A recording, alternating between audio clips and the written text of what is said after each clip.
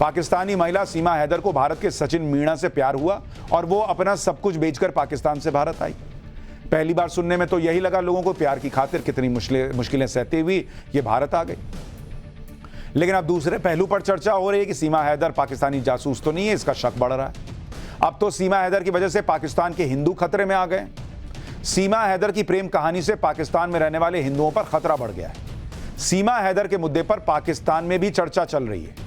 पाकिस्तान की सरकार भी सीमा हैदर के बारे में जानकारी जुटा रही है। पाकिस्तान से सीमा हैदर को धमकियां भी मिल रही हैं। पाकिस्तान का एक डकैत है रानो शार, उसने तो सिंध में रहने वाले हिंदुओं और मंदिरों पर हमले करने की धमकी दे दी। सीमा ने कहा कि पाकिस्तान जाने पर उसके हाथ पैर काट दिए जाएंगे। हाथ पैर काटने के बाद सीमा को तड़पा तड़पा कर मार दिया जाएगा, ये वो कह रही है। सीमा ये भी कह रही है कि पाकिस्तान से अच्छी भारत की जेल है और इसी वजह से वो भारत में रहना चाहती है।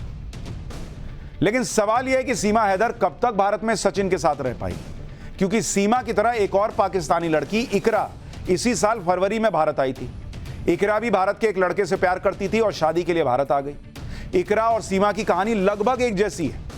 इकरा लूडो ऐप पर भारत के मुलायम से मिली। सीमा और सचिन पबजी गेम के जरिए मिले थे। इकरा और मुलायम नेपाल में एक दूसरे से मिले, सीमा और सचिन भी नेपाल में ही एक दूसरे से मिले। इकरा और मुलायम ने नेपाल में शादी की, सीमा और सचिन ने भी नेपाल में ही शादी की। इकरा अपने गहने बेचकर भारत आई, सीमा अपना घर बेचकर भारत आने की बात कह रही है।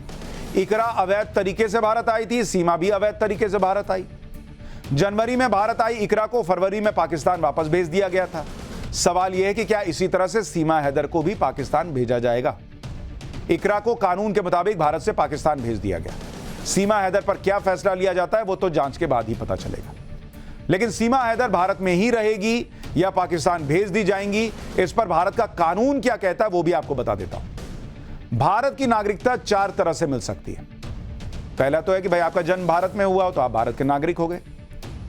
दूसरा, रजिस्ट्रेशन से नागरिकता लेनी पड़ती है। इसके लिए आवेदन करने से पहले आवेदक का 7 साल भारत में रहना जरूरी है और यही नियम भारतीय से शादी करने पर भी लागू होती है।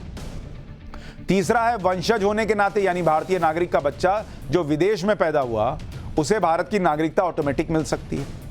चौथा है 12 साल तक भारत में रहने वाला व्यक्ति भारत की नागरिकता ले सकता है, यानी वो लोग जिनको नौकरी या बिजनेस की वजह से लगातार भारत में रहना पड़ता है, 12 साल रह गए तो वो अप्लाई कर सकते हैं। अब यहां पर सीमा के साथ इनमें से कोई बात फिट नहीं हो रही।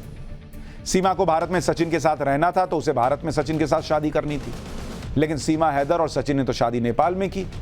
इसके अलावा नागरिकता लेने के लिए भारत में 7 साल रहना जरूरी है, लेकिन सीमा हैदर पर अवैध तरीके से भारत में आने का केस चल रहा है तो 7 साल कैसे रहेगी। जांच एजेंसीज और पुलिस सीमा हैदर की जांच भी कर रही है।